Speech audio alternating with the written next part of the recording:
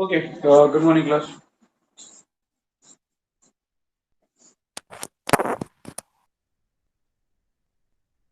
आप लोग मेरी आवाज क्लियर आ रही? Good morning sir. हाँ, मैं पूछ रहा हूँ कि आवाज क्लियर आ रही है आप लोगों को? हाँ जी। ओके, चलिए फिर क्लास की बात करते हैं। और अच्छा, ये नीट का पेपर देखा था या दिया था? आप में से किसी ने?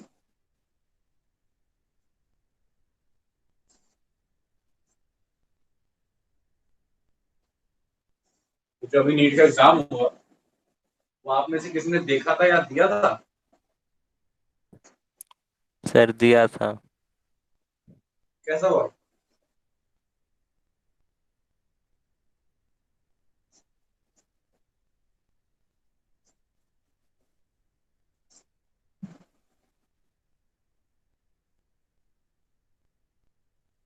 अच्छा, आज पहले एक काम कर रहे हैं हम जो नीट में क्वेश्चंस आया है ना, ओवरऑल, ठीक है, उसको थोड़ा थोड़ा डिस्कस कर रहे हैं। ठीक है, तो जो नीट में क्वेश्चन आते हैं, एक बार नीट का पेपर देख रहे हैं ताकि थोड़ा आपको भी आइडिया लगेगा, मेरे को भी आइडिया लगेगा, थोड़ा डिस्कस करेंगे किस तरीके से पेपर रहता है। तो जो जो टॉपिक्स हमें थोड़े पढ़ रखे हैं, उनका हिंट लेके थोड़े बहुत क्वेश्चंस करेंगे। ठीक है, तो आज थोड़ा हम नीट का पेपर डिस्कस करें। 1 मिनट रुकेगा बस।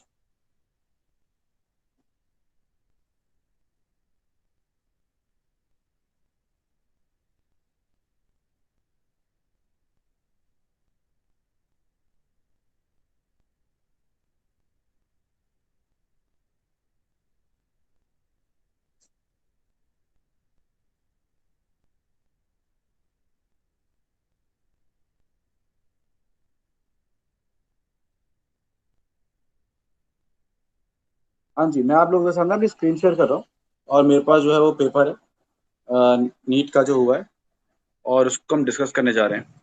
ठीक है, किसी को कुछ डाउट्स रहे तो मुझसे पूछते रहिएगा। ठीक है,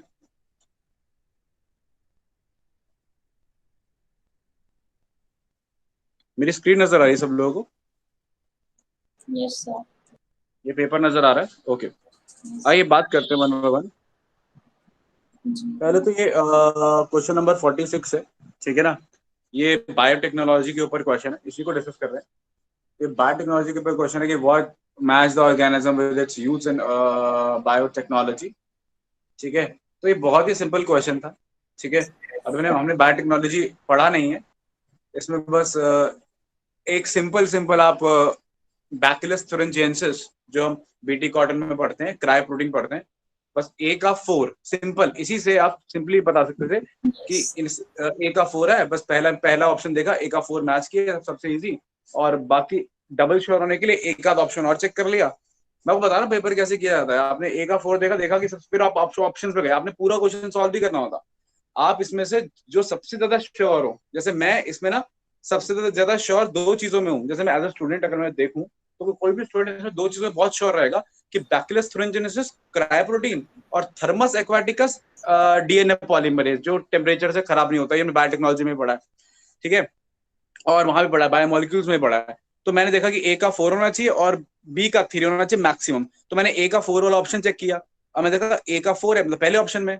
फिर मैं देखा कि चलो डबल श्योर हो जाता हूँ, मैंने देखा बी का 3 होना चाहिए, देखा कि बी का 3 है, फिर मैंने चुपचाप उसको मार्क कर दिया। तो हमको ज्यादा टाइम वेस्ट नहीं करना होता है। हमें ये नहीं कि हमें चार चार ऑप्शन बैठ के वहां देखने। अगर फटाफट से दो प्रॉपर मैच कर रहे हैं और बाकी में बिल्कुल ही गलत है, तो हम आगे बढ़ सकते हैं। चलिए आगे देखते हैं। आगे अगला क्वेश्चन था 47। ये भी ऐसे था कि इसमें अगर मैं श्योर की बात करूं, तो cell wall material of fungi सी का 3 होना चाहिए। काइटिन से बना रहता है। तो मैं यस। सीधा सी देखूंगा, सी का 3 किसमें है, जो चौथा ऑप्शन है, तो चुपचाप वो मार्क कर दूंगा। लेकिन डबल श्योर होने के लिए फिर मैं देखूंगा कि inhibitor activity of catalytic activity, मुझे पता है कि मैलोनेट करता है, जो हमने अगेन बायोमोलिक्यूल्स में पढ़ा। देखिए दो क्वेश्चन आपके सीधा बायोमोलिक्यूल से ही सॉल्व हो रहे हैं, लिंक हो रहे हैं। ठीक है, इसलिए मैंने बायोमोलिक्यूल सबसे पहले लिया था। मैलोनेट, ये वो वही मैलोनेट है जो सक्सीनेट डिहाइड्रोजनेज, जो आपका एंजाइम है, यस ठीक सर। है, उसको इनएक्टिवेट करता है ना, फ्यूमरेट बनने से रोकता है, वही मैलोनेट। तो भाई सिंपल सिंपल मैच कर दिया उसको। ठीक है, बाकी सेकेंडरी मेटाबोलाइट में पढ़ा है तो रिक्सिन एक टॉक्सिन है और कोलाजन जो है ऑफ कोर्स प्रोटीन है, तो it possesses the polypeptide bond. बहुत ही सिंपल क्वेश्चन, सीधा बायोमोलिक्यूल से, बिल्कुल भी टफ नहीं, सीधा एनसीईआरटी बेस्ड क्वेश्चन, इसलिए सॉल्यूशन में भी रेफर एनसीईआरटी बायोमोलिक्यूल से है यहाँ पे। ओके, अगला देख लेते हैं। अच्छा, ये तो आपका बॉटनी है, बॉटनी को चलो छोड़ देते हैं, ठीक है। और फिर अगला भी बॉटनी है, 49 भी बॉटनी है, उसको भी छोड़ देते हैं। 50 भी बॉटनी है, उसको भी छोड़ देते हैं। 51 बॉटनी है, छोड़ देते हैं। 52 बॉटनी है, छोड़ देते हैं। 53 फिर से बायोटेक्नोलॉजी क्वेश्चन आ गया कि BT cotton variety that has developed by the introduction of toxin to बैकलिस्ट। ये बच्चों वाला क्वेश्चन था, हमें पता है कॉटन बॉल वॉर्म है। Cotton boll worm is a arthropoda, it's an insecta, तो सीधा इंसेक्ट प्रेडेटर्स के लिए इंसेक्ट प्रेडेटर्स के लिए हमने यूज कर लिया, ठीक है ना। अब देखिए, अब गलती यहाँ पे दो ऑप्शंस हैं, एक है इंसेक्ट प्रेडेटर्स और एक है इंसेक्ट पेस्ट, ठीक है ना। तो एस दिखा रहा था आंसर। बेटा एक minute. BT cotton variety that was developed by introduction of toxin gene of बैक्टीरियस thuringiensis इज रेजिस्टेंट टू, हाँ इसमें 4 ऑप्शन आएगा, इसमें आंसर थी वो जल्दबाजी में मार्क कर दिया गया होगा, ठीक है। इसमें ऑप्शन 4 आएगा, दैट इज इंसेक्ट पेस्ट आएगा, ठीक है ना। क्योंकि प्रेडेटर्स नहीं आएगा, प्रेडेटर क्या होता है कि जो दूसरे ऑर्गेनिज्म, मतलब एक लिविंग ऑर्गेनिज्म एक एनिमल दूसरे एनिमल पे जब करता है तो वो प्रेडेटर हो जाता है, ठीक है ना। तो हम जनरली प्लांट्स के लिए वर्ड पेस्ट यूज करते हैं, जैसे इंसेक्टिसाइड्स, पेस्टिसाइड्स। एक मिनट रुको, ये बेटा एक बार ना एक मिनट जस्ट रुको। Insecticides and pesticides, paste paste भी हो सकते हैं, इंसेक्ट एज पेस्ट। बेटा एक बेसिक 53 एक बार ना मैं इसको कंफर्म करके आपको नेक्स्ट अभी बताता हूँ, थोड़ा सा ना मैं इसको सर्च करके बताता हूँ। 54 पे चलते हैं, इसमें को देखना पड़ेगा कि प्रेडेटर्स आएगा कि पेस्ट आएगा। Insect predators, insect pest, paste insect pest okay, आप एक चेक एट वंस। खैर, नेक्स्ट बात करते हैं, ठीक है। Which of the following pairs is, ये नहीं हमारा नहीं है, ठीक है। स्ट्रॉबेरी भी हमारा नहीं है, 56 भी हमारा नहीं है, 57 भी हमारा नहीं है, और 57 हमारा है, लेकिन अभी हमने रेस्पिरेशन नहीं पढ़ा, लेकिन बहुत ये भी बहुत सिंपल था कि identify the wrong state with reference to the transport of oxygen. देखिए इसमें बेसिक सी बात है कि जब H+ बढ़ता है, ठीक है ना, जब H+ कंसेंट्रेशन बढ़ता है, ठीक है ना, तो ऑक्सी हीमोग्लोबिन फेवर नहीं होता, डी फेवर होता है। इट्स अ बोहर्स इफेक्ट, ठीक है ना। कि H+ की कंसेंट्रेशन बढ़ेगी या CO2 की कंसेंट्रेशन बढ़ेगी, तो बोहर्स इफेक्ट ये कहता है कि ऑक्सीजन हीमोग्लोबिन को छोड़ देगा।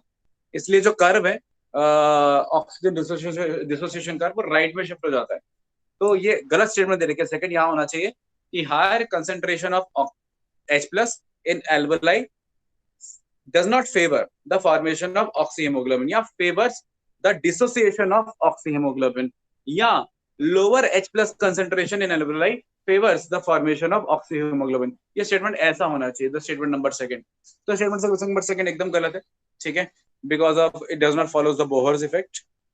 ये भी सिंपल ही था, कोई बहुत मुश्किल नहीं था। Next 58, identify the correct statement with respect to the G1 phase of the interface। Reorganization of all cell components takes place, identify the correct statement। अच्छा, G1 phase में क्या क्या हो रहा है, ओके वो कह रहा है कि करेक्ट स्टेटमेंट निकालो, मतलब 3 गलत है और एक है वो सही है, ठीक है। Cell is metabolically active, grows but does not replicate its DNA, nuclear division takes place, DNA synthesis और replication takes place। तो ये तो सब बच्चों वाली बात है, सबको पता है कि न्यूक्लियर डिवीजन M फेज में होता है, कैरियोकाइनेसिस, और डीएनए सिंथेसिस S फेज में होता है, ठीक है ना। और reorganisation of all cell components, ये रीऑर्गेनाइजेशन बेसिकली सारे सेल कंपोनेंट्स का बेसिकली G2 फेज का है, ठीक है ना। और ये जीवन की बात कर रहा है, सेल इज मेटाबॉलिकली एक्टिव, हाँ ये ट्रू है। Grows, of course gap phase है जीवन, उसमें ग्रो करेगा, but does not replicate DNA, एकदम ठीक स्टेटमेंट है, तो सेकंड इसका आंसर हो जाएगा, ठीक है। ओके 59 के अंदर अगर हम बात करें about inclusion body is correct, ये बड़ा इंपॉर्टेंट क्वेश्चन है। देखिए कि इसमें बड़ा कंफ्यूजन हो सकता है स्टूडेंट्स को। देखो इंक्लूजन बॉडीज के बारे में जैसे तुमको मैंने बताया था कि ये इसका इसका आंसर देखो, ये मैंने ही लिखा है, ये आंसर सॉल्यूशन से आपको क्लियर हो जाएगा। Inclusion bodies are bound by membrane but not a unit membrane. For example gas vacuoles are bound by protein membrane. देखो गैस वैक्यूल एक इंक्लूजन बॉडी में आता है बैक्टीरिया की, और भी आते हैं, ठीक है ना। दो तरीके की होती है वो, membrane bound and non membrane bound, ठीक है ना। अच्छा, गैस वैक्यूल में मेम्ब्रेन होती है, लेकिन वो मेम्ब्रेन यूनिट मेम्ब्रेन नहीं होती। यूनिट मेम्ब्रेन मतलब जिसमें प्रोटीन हो, जिसमें लिपिड हो और एक ऑर्गेनाइज पैटर्न में हो, तो ऐसा नहीं होता। तो इंक्लूजन बॉडी में मेम्ब्रेन हो सकती है लेकिन यूनिट मेम्ब्रेन नहीं होगी। तो बात यूनिट मेम्ब्रेन की है, बात मेम्ब्रेन की नहीं है। शायद ये मैंने क्लास में भी डिस्कस किया जब आपको सेल पढ़ाया, ठीक है। तो इसमें according to me, as per my knowledge, most of my knowledge, इसका आंसर 4 होना चाहिए कि they are not bound by any membrane because they can be bound by membrane inclusion body. Example gas vacuoles. अच्छा, बाकी मैं आपको और बाकी 3 पॉइंट पढ़ देते हैं। These are involved in ingestion of food particles. Of course, bacteria की मीजोसोम्स जो हैं वो इन्वॉल्व हो सकते हैं इंजेक्शन ऑफ फूड पार्टिकल्स में, काम भी करते हैं ना, डाइजेशन का भी काम करते हैं और इंजेक्शन का भी काम करते हैं। Day life free in cytoplasm. हाँ, free cytoplasm, gas vacuole free पड़ा है, ठीक है। They represent reserve material in cytoplasm. अच्छा हाँ, सल्फर स्टोर करके रखा हुआ है या कुछ भी केमिकल्स, आयंस वगैरह स्टोर करके रखे हुए हैं, उस तरीके के इंक्लूजन बॉडीज होती हैं स्टोरेज वाली। तो ये आप पढ़ते हैं प्रोकैरियोटिक सेल में। तो आई सपोज पहले 3 ठीक है और जो 4th है वही इनकरेक्ट होगा, to best of my knowledge and of course logical reasoning के लिए। थर्ड दिखा हाँ रहा बेटा, था, तो क्या? इसमें थर्ड वाला दिखा रहा था, they represent reserve material, incorrect, E4 वाले कोड में। अच्छा, 59 का 3 दिखा रहा था, हाँ कौन से वाले सॉल्यूशन में? सर, E4 के कोड में देखा था आंसर की में। E4 के बोर्ड मतलब? सर E4 जो कोड की आंसर की थी उसमें देखा था, तो उसमें ये 4th वाला आंसर गलत दिखा रहा था, मतलब 3rd वाला दिखा रहा था, उसमें 4th। नहीं बेटा, ये जो आंसर की आप बात कर रहे हो, ये आंसर की मतलब कि नीट की तरफ से तो नहीं आई है ना? तो उसमें लिखा था कि सब अपने अपनी कोचिंग का जो है दे रहे हैं, प्रकाश अलग सब अपना अपना दे रहे थे, तो उसमें खोला था। हाँ देखो, वही मैं कह रहा हूँ, बाकी देखो कोचिंग सेंटर में कौन दे रहा होगा आंसर? मेरे और दूसरे फैकल्टी से दे रहे होंगे, तो सबका ओपिनियन वेरी कर सकता है ना। तो इसमें मेरा ओपिनियन जो है, मेरा ओपिनियन के हिसाब से इसका आंसर 4 होना चाहिए, क्योंकि एनसीईआरटी में दिया। मैं आपको भी एनसीईआरटी, तो भी आप टेक्स्ट डालोगे ना, एक मिनट जरा देखना पड़ेगा, एनसीईआरटी है। मैं तुम्हें इसमें से शायद लाइन भी दिखा सकता, अभी पढ़ के सुनाता हूँ। Just hold for a second ना। शायद मैंने ये लाइन, जैसे हालांकि मैं प्रोकैरियोट वाला पार्ट पढ़ाता नहीं, बट मुझे यहाँ तक याद है मैंने ये लाइन कहीं ना कहीं इंक्लूजन बॉडी कॉन्टेक्स्ट में पढ़ी हुई है, ठीक है ना।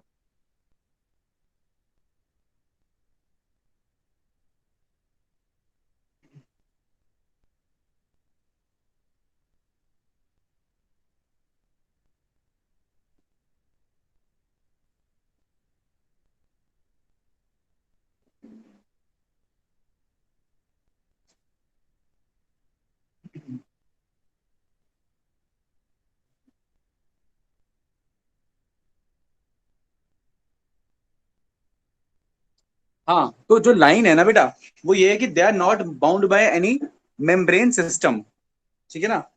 तो वो मेम्ब्रेन सिस्टम से बाउंड नहीं है, लेकिन ऑफ कोर्स मेम्ब्रेन सिस्टम में और मेम्ब्रेन में फर्क होता है। जैसे plasma membrane is a part of membrane system, nuclear envelope is a part of membrane system, endoplasmic reticulum, ये जो एंडो मेम्ब्रेन सिस्टम है या मेम्ब्रेन सिस्टम है, वो यूनिट मेम्ब्रेन की बात हो रही है। तो ये उससे बाउंड नहीं होते।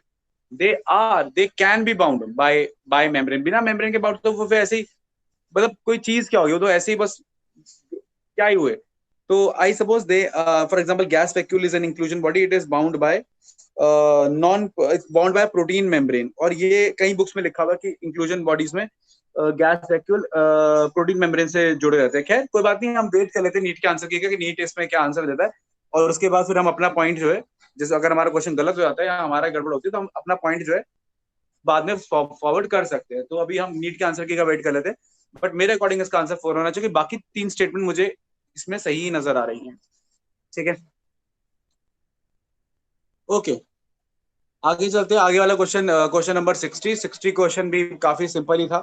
इसमें भी आपको कुछ नहीं करना था, टाइफाइड का salmonella, typhoid, pneumonia, haemophilus influenza, pneumonia, है ना, और filariasis, wuchereria, bancrofti, malaria, of course plasmodium. तो ये बहुत सिंपल सा था, ठीक है। 61 meiotic division of secondary oocyte completely, आपको पता है कि जब स्पर्म आता है तभी सेकेंडरी डिवीजन कंप्लीट होती है। 2 बार अरेस्ट होता है, एक बार प्रोफेस में, एम्ब्रियो की स्टेज में, और दूसरा अरेस्ट होता है मेटाफेस में। तो खैर, अपनी इसकी पहली मियोटिक डिवीजन ये कब कंप्लीट करता है? पहली मियोटिक डिवीजन ये ओवरी के अंदर कंप्लीट करता है, जिससे सेकेंडरी oocyte बनता है। और फिर ओव्यूलेशन के बाद जब स्पर्म आता है तो सेकंड मियोसिस कंप्लीट करता है। बहुत ही बेसिक कॉन्सेप्ट है ये, बहुत बेसिक सा इसका आंसर था, ठीक है। तो इसमें आंसर आ जाएगा at the time of fusion of sperm with the ovum, answer number 3 आ जाएगा, ठीक है। नेक्स्ट की बात करते हैं 61 के बाद 62 की। ये बहुत सिंपल है कि 2 अलग ब्रीड्स होती हैं, बीकानेरी अलग ब्रीड है, मरीनो अलग ब्रीड है, 2 अलग ब्रीड्स को क्रॉस करा रहे थे, क्रॉस ब्रीडिंग है। तो आंसर हो जाएगा 2, एज सिंपल एज दैट, कुछ मुश्किल नहीं है इसमें, बहुत ही सिंपल सा है, ठीक है। फिर 64, अगेन करेक्ट पेयर चूज करना है। पॉलीमरेज ब्रेक नहीं करता, जोड़ता है। न्यूक्लियस सेपरेट नहीं करता 2 स्ट्रैंड्स ऑफ डीएनए को। देखो, 2 स्ट्रैंड ऑफ डीएनए को सेपरेट करना मतलब उनका मेल्टिंग करना, उनके हाइड्रोजन बॉन्ड तोड़ना, ठीक है ना। ये सेपरेट नहीं कर रहा 2 स्ट्रैंड्स को, न्यूक्लियस बीच में से तोड़ देता, काट देता डीएनए को। Exonuclease makes cut at specific position, नहीं, स्पेसिफिक पोजीशन में नहीं करता ये, जो एंड्स होते हैं उसको क्लीव करता है, और प्रूफ रीडिंग एक्टिविटी के लिए भी काम आ सकता है। Ligase joins the 2 DNA molecules, एकदम सही है, ठीक है। DNA ligase joins the 2 DNA molecules, okay. Next is the infectious stage of plasmodium that enters the human body is, ये भी बहुत सिंपल था कि स्पोरोजोइट्स होते हैं वही एंटर करते हैं, दैट इज वेरी सिंपल, आपने मलेरिया के अंदर हम पढ़ेंगे इसको। फिर हमारे पास 66 के बाद 67 है, select the correct events that occur during inspiration. ये हमें पता है कि इंस्पायरेशन में क्या होता है, डायफ्राम कॉन्ट्रैक्ट करता है, नीचे जाता है, डायफ्राम नीचे जाता है, जिसकी वजह से हमारा रेस्पिरेटरी वॉल्यूम बढ़ जाता है in the anterior and posterior axis, और एक्सटर्नल इंटरकॉस्टल मसल्स कॉन्ट्रैक्ट करते हैं, जिसकी वजह से वॉल्यूम फिर बढ़ जाता है इन द डॉर्सोवेंट्रल एक्सिस। वॉल्यूम बढ़ जाता है, प्रेशर कम हो जाता है, और air from high pressure that is outside moves inside towards the low pressure, ठीक है ना। तो एयर सीधा अपने हाई प्रेशर जो बाहर है अंदर लो प्रेशर से मूव कर जाती है। तो अंदर वॉल्यूम ज्यादा है, प्रेशर कम है, और दोनों मसल्स कॉन्ट्रैक्ट की हुई है, ऐसे होता है इंस्पायरेशन। तो ए कह रहा है कॉन्ट्रैक्शन ऑफ डायफ्राम, एकदम सही है। Contraction of external intercostal muscles, एकदम सही है। पल्मोनरी वॉल्यूम डिक्रीजेस, नहीं, pulmonary volume increases. Intra pulmonary pressure increases, no, intra pulmonary pressure decreases. तो ए और बी सही हो जाएगा, बाकी गलत हो जाएंगे, 4th ऑप्शन आंसर हो जाएगा, ठीक है, सिंपल। 68 हमारा बॉटनी का है। 69 बहुत सिंपल है, ये हम बच्चों को एकदम क्लियर होता है, ईसीजी की पी वेव, इसमें 3 वेव बनती है, पी, क्यूआरएस और टी। पी रिप्रेजेंट करता है depolarisation of auricle, QRS represent करता है डीपोलराइजेशन ऑफ वेंट्रिकल्स, और टी रिप्रेजेंट करता है रिपोलराइजेशन ऑफ वेंट्रिकल्स। तो एक है डीपोलराइजेशन ऑरिकल्स, फिर डीपोलराइजेशन वेंट्रिकल, फिर रिपोलराइजेशन वेंट्रिकल्स। तो QRS represents depolarisation of ventricles, option number 2 is correct. Question number 70, which of the following statement is not correct? कौन सा सही नहीं है? इसमें लिखा है सेकंड वाला ऑप्शन की the functional insulin has A and B chain linked together by hydrogen bond। ये एकदम गलत है, क्योंकि लिंकेज होती है डाइसल्फाइड बॉन्ड से, ये आपको बताया है मैंने। बायोमोलिक्यूल्स में देखिए, बायोमोलिक्यूल्स हर जगह रिलेटेड आ रहा है बायोमोलिक्यूल्स, ठीक है ना। अब बायोमोलिक्यूल्स में आपको बताया गया है कि सिस्टीन के अंदर डाइसल्फाइड बॉन्ड बनते हैं, और शायद जब मैं पढ़ा रहा था तो तभी किसी ने मुझसे कहा था कि सर देखिए जैसे इंसुलिन में होता है। मैं कहा था हाँ, एकदम वैसे ही डाइसल्फाइड बॉन्ड में जैसा इंसुलिन में होता है। किसी ने इंसुलिन का नाम भी लिया था क्लास में, ठीक है। तो ये बहुत सिंपल क्वेश्चन था, आपको बस पता होना चाहिए कि डाइसल्फाइड बॉन्ड होता है, ठीक है। बाकी स्टेटमेंट सी की है इसकी कि एक्स्ट्रा पेप्टाइड सी होता है, इकोलाई में बनाते हैं, और ह्यूमन इंसुलिन प्रो इंसुलिन की फॉर्म में बनता है। ये बाकी स्टेटमेंट्स आर करेक्ट। तो डबल श्योर होना हमेशा सही रहता है, पहले आप एक स्टेटमेंट देख लें जो उनसे गलत है, और बाकी को कंफर्म हो जाए कि हाँ ये तो गलत ही है, आप आगे बढ़ सकते हैं, ठीक है। बाकी okay, select the correct statement. अच्छा, ये भी बड़ा ट्रिकी क्वेश्चन था। आप लोगों को मेरी आवाज आ रही है, सुन रहे हैं आप लोग? Yes, sir. हाँ, अब ये क्वेश्चन क्यों ट्रिकी का, मैं देखो मैंने भी बाद में पेपर सॉल्व किया था, तो मैं भी एज अ स्टूडेंट सोच रहा था कि क्या चीज ट्रिकी हो सकती है। अब देखो मैंने क्वेश्चन जब किया, मैंने पढ़ा glucagon is associated by with hypoglycaemia. अब जब ये लोग एसोसिएटेड बोल देते हैं ना, तो ये कंफ्यूज कर देते हैं। क्यों, मैं बताता हूँ। ये एक्चुअली इन्होंने आप कंफ्यूजन क्या किया आपको कि glucagon is associated with hypoglycaemia. Glucagon क्या करता है, ग्लूकागॉन ग्लूकोज को सेल से बाहर निकालता है और बाहर निकाल के हाइपरग्लाइसीमिया करता है। कंडीशन करता वो किस क्या है, हाइपरग्लाइसीमिया। मतलब कि अगर ग्लूकागॉन रिलीज होगा तो हाइपरग्लाइसीमिया करेगा, ठीक है। लेकिन वो रिलीज होता कब है, वो रिलीज तब होता है जब सेल में या ब्लड में ग्लूकोज का कंसेंट्रेशन कम हो जाता है, जब हाइपोग्लाइसेमिक कंडीशन होती है। अब हमें क्या पता ये एसोसिएटेड से क्या बोल रहा है, कि वो एसोसिएटेड का इसका मतलब क्या है कि वो हाइपोग्लाइसीमिया, भाई रिलेटेड तो दोनों से ही है।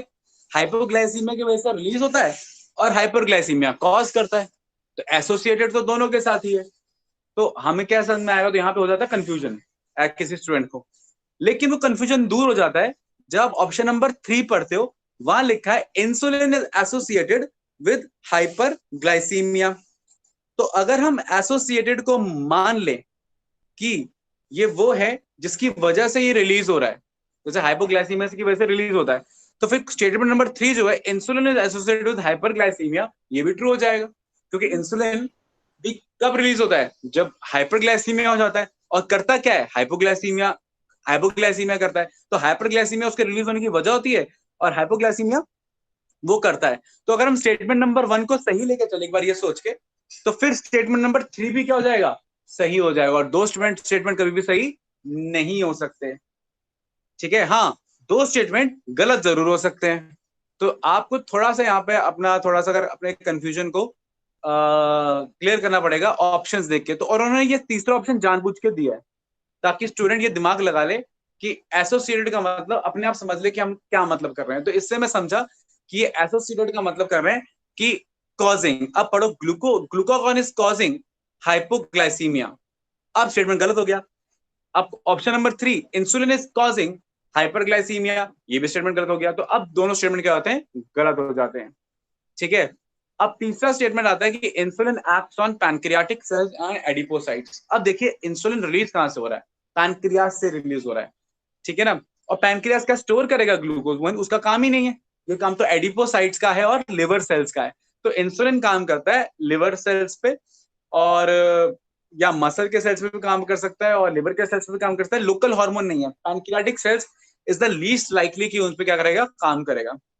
और जो चौथा ऑप्शन है ग्लूकोकॉर्टिकॉइड स्टिमुलेट ग्लूकोनियोजेनेसिस, ये ट्रू है, ठीक है ना। क्यों, क्योंकि ग्लूकोकॉर्टिकॉइड्स जो होते हैं उनका काम है, ग्लूकोकॉर्टिकॉइड जैसे कॉर्टिसोल, उसका काम क्या होता है ना, कि आप ये समझो कि जब भी बॉडी में ग्लूकोज चाहिए, है ना, कि जब भी ग्लूकोज की रिक्वायरमेंट बढ़ेगी आपको स्ट्रेस आएगा, जैसे उसको स्ट्रेस हार्मोन बोलते हैं, ठीक है ना। बॉडी में ग्लूकोज जब भी जरूरत पड़ती है तो वो ग्लूकोज को ट्रांसपोर्ट करवाता है, ठीक है ना। अब जो ट्रांसपोर्ट कराएगा ग्लूकोज की रिक्वायरमेंट को पूरी करेगा बॉडी के अंदर, तो ये क्या करता है, एक तो डायबिटोजेनिक इफेक्ट शो करता है कि ग्लूकोज का लेवल ना बढ़ जाता है बॉडी के अंदर, और सेल्स ग्लूकोज निकाल के देखो इसमें दोनों चीजें होती हैं, ग्लूकोज निकलता भी है, ग्लूकोज जाता भी है। ग्लूकोज अपने रिजर्व मटेरियल से निकलेगा, जहां पे स्टोर है एडिपोसाइट जहां पे वो स्टोर है वहां से निकलेगा, मसल से निकलेगा, और निकल के वो लिवर में जाएगा, और लिवर में उसका मेटाबॉलिज्म होगा, ग्लाइकोलाइसिस होगा। और अगर ग्लूकोज नहीं है तो कम पड़ रहा है तो ग्लूकोज बनेगा भी बाय थ्रू प्रोसेस ग्लूकोनियोजेनेसिस।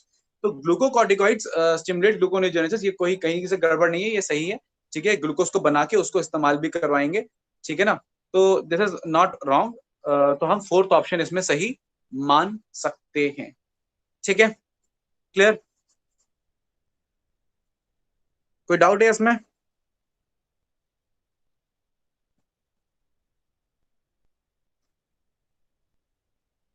हाँ जी, आप लोगों को क्लियर है, आवाज आ रही है? Yes sir.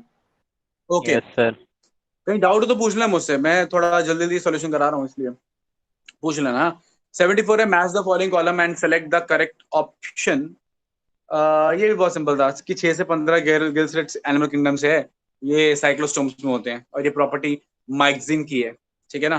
देखो इन्होंने साइक्लोस्टोम लिखा है जानबूझ के इन्होंने, क्योंकि ये माइग्रेन की प्रॉपर्टी है, ठीक है ना, हैगफिश की प्रॉपर्टी, पेट्रोमाइजोन की प्रॉपर्टी नहीं है। खैर, तो ए हो गया, ए का 2 हो गया, और ए का 2 ए के ऑप्शन में, दैट इज फोर्थ। तो फोर्थ आंसर हो जाएगा। लेकिन मैं डबल श्योर होने के लिए एयर ब्लैडर की बात कर लेता हूँ। एयर ब्लैडर मुझे पक्का पता है कि ऑस्टिक की प्रॉपर्टी होती है, तो सी का होना चाहिए 4। तो ए का 2, सी का 4, और ये सिर्फ चौथे ऑप्शन में, तो मैं 2 देख के ही मार्क कर देता हूँ। और अगर मेरे पास ज्यादा फालतू टाइम है तो मैं देख सकता हूँ कि पॉइजन स्टिंग इज ट्राइगन, तो मैं डी का भी 1 चेक कर लेता हूँ, डबल श्योर हो जाता हूँ डी का 1 है, ठीक है ना। तो ज्यादा परेशान होने की जरूरत नहीं है। और रहा ऑप्शन बी, ये आपने नहीं पढ़ा होगा, बट ये फैक्ट होता है कि हेट्रोसीरिकल मतलब एक भैया मैं आपको बाद में बता दूंगा। हेट्रोसीरिकल एक्चुअली फिन के जो 2 बाइफर्केशन होता है ना, एक बड़ा होता है एक छोटा होता है, उसको होता है हेट्रोसीरिकल, और दोनों बराबर हो तो बोलते हैं homocercal. Can I let you know this letter. वो ऑस्ट्रिक्टिस की प्रॉपर्टी होती है होमोसीरिकल, बी वाला पार्ट। चलिए नेक्स्ट पे चलते हैं। 75 identify the wrong statement with regard to the restriction enzyme. इसमें पहला है they cut the strand of DNA at palindromic site, एकदम सही है। अच्छा इसमें ना एक पॉइंट है, स्टूडेंट को कंफ्यूजन कहाँ होता है, मैं एज अ स्टूडेंट सोच रहा हूँ, ठीक है ना। कंफ्यूजन क्या होता है कि हम पढ़ते हैं कि ये लोग ना रेस्ट्रिक्शन साइट से थोड़ा दूर काटते हैं। हमने एक प्रॉपर्टी पढ़ी रेस्ट्रिक्शन एंजाइम्स की, they cut the DNA strands away from the palindromic sites. लेकिन याद रखना कि ये जो पॉइंट है ना, ये रेस्ट्रिक्शन एंजाइम टाइप 1 और रेस्ट्रिक्शन एंजाइम टाइप 3 के लिए है, और जो हम यूज करते हैं वो टाइप 2 होते हैं, और वो एग्जैक्टली रेस्ट्रिक्शन साइट पे ही काटते हैं। तो ये कोई गड़बड़ स्टेटमेंट नहीं है। They cut the DNA strand of DNA at palindromic site, सही है, ठीक है। They are useful in genetic engineering, of course they are useful in genetic engineering. Sticky ends can be joined by DNA ligase, yes, DNA ligase से आप sticky ends को join कर सकते हैं, ठीक है ना। हालांकि जो स्टिकी एंड्स है वो हाइड्रोजन बॉन्ड से सिंपल जुड़ जाएंगे, लेकिन उनको सील करने के लिए फाइनली आपको डीएनए लाइगेज चाहिए ही होगा, तो उसमें गलत नहीं है कुछ। Each restriction enzyme functions by inspecting the length of DNA sequence. This is a complete nonsense statement because length का और restriction enzyme के एक्शन का कोई भी लेना देना नहीं है। क्यों? क्योंकि अगर 1000 kb की लेंथ हो या 2000 kb की लेंथ हो या 50 kb की लेंथ हो, उसको फर्क ही नहीं पड़ता। उसने तो बस देखना है उसकी रेस्ट्रिक्शन साइट कहाँ है, उसने देखना और काट देना है। तो it does not has anything to do with the length of the DNA sequence. So option number 4 is completely wrong. ठीक है? Okay. I'm sorry. Shyam Singh Rajput is everywhere. खैर आगे बढ़ते हैं। 76 match the following with respect to meiosis. ये हमको पता है, बहुत सिंपल है कि जाइगोटीन में साइनेप्सिस होता है, दोनों साथ में जुड़ जाते हैं। पैकेटिंग में क्रॉसिंग मतलब कि पैकेट एक सेकंड हाँ, जाइगोटीन में साइनेप्सिस होता है, ठीक है ना। तो जाइगोटीन के अंदर क्या हो जाएगा, साइनेप्सिस हो जाएगा, ठीक है। पैकेटीन के अंदर आपका मतलब कि क्रॉसिंग ओवर होगा, ठीक है ना। जब एक दूसरे पे होमोलोगस रिकॉम्बिनेशन क्रोमोसोम जो है आपस में एक दूसरे पे क्रॉस ओवर करेंगे, हम पढ़ेंगे अभी सेल साइकिल के अंदर, है ना। डिप्लोटीन में आपको एक्स शेप स्ट्रक्चर होना है, चियाज़्मेटा नजर आते हैं, एक्स शेप स्ट्रक्चर चियाज़्मेटा आपको डिप्लोटीन में नजर आते हैं। और यस, डाइकाइनेसिस में टर्मिनलाइजेशन हो जाता है, मतलब एंड्स के थ्रू ये जो क्रोमैटिड्स हैं वो अलग हो जाते हैं। तो ये बहुत ही सिंपल था, step by step events. Zygotene का में सिनेप्सिस, ठीक है ना, दोनों साथ में चिपक गए, जिप हो गए। जब जिप हो गए तो उनका अगला काम क्या करेंगे, क्रॉस ओवर करेंगे, वो अगली स्टेज हो गई पैकेटिंग। फिर क्रॉस ओवर करने के बाद क्या करेंगे, जब अलग होंगे, जब अलग होंगे तो फिर एक्स शेप स्ट्रक्चर नजर आएंगे, चियाज़्मेटा वो डिप्लोटीन में नजर आएंगे। और जब पूरे अलग हो जाएंगे किसमें, डाइकाइनेसिस में, that is known as terminalisation, और वो डी हो जाएगा। बहुत ही simple, step by step, direct answer, कोई मुश्किल नहीं था।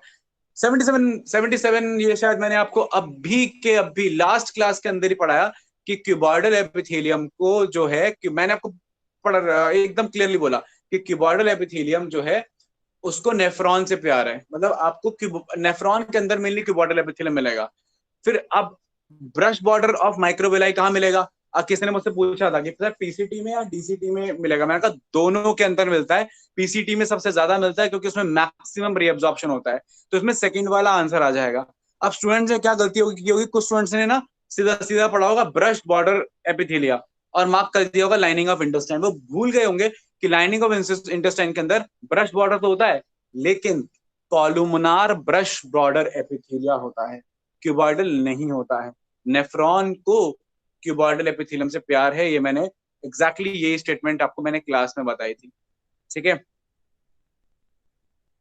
तो 77 का हो जाएगा सेकेंड आंसर, ठीक। ओके, देखिए बहुत मुश्किल चीजें नहीं होती हैं, ठीक है, अगर आप थोड़ा थोड़ा ध्यान देंगे तो things are very very easy, ठीक है। 79, match the following columns and select the correct option.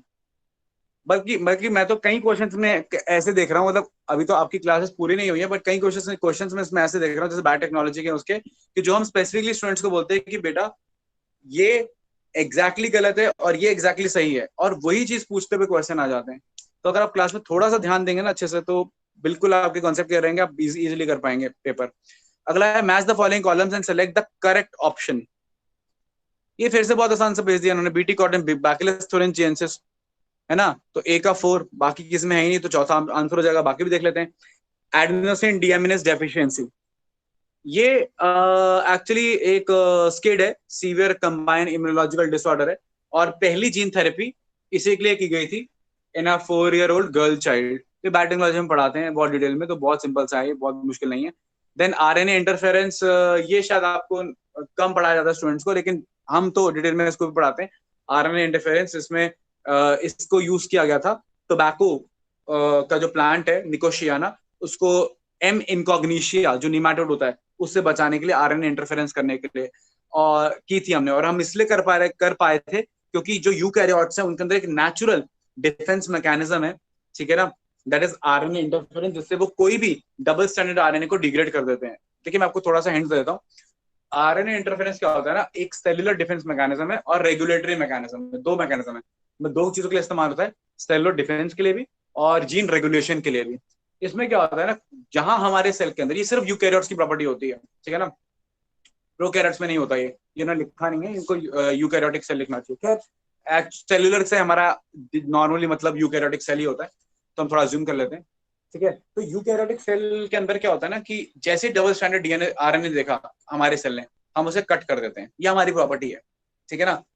तो यही तरीके, और फिर उसका डबल स्टैंड का एक स्टैंड बन जाता है, तो यही आरएनए इंटरफेरेंस होता है, इसमें डाइसर प्रोटीन और ऐसा ही आरएनए बहुत सारी चीजें काम करती है।